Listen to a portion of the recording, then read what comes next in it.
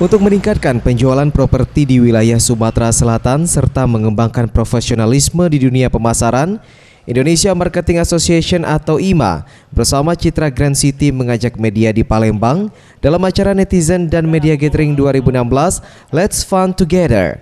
Dalam acara ini dilaksanakan penanaman bibit pohon dan water race.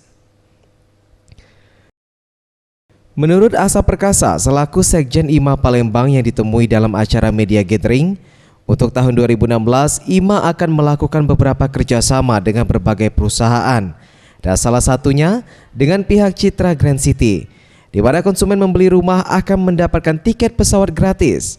Hal ini dilakukan untuk meningkatkan penjualan yang ditargetkan mencapai 80% di tahun 2016.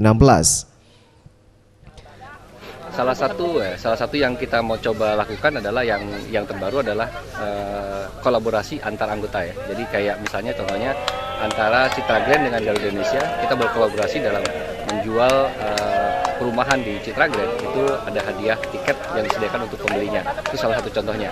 Di luar itu beberapa program seperti Icon Mall membuat program, anggota-anggota IMA dari divisi UKM itu ikut serta dalam program bazar. Hal-hal itu yang menjadi terobosan baru dan ke depan. Ia menambahkan, hal ini sebagai komitmen bersama melalui berbagai macam program dan inisiatif IMA sehingga mampu bersaing memenangkan pasar regional.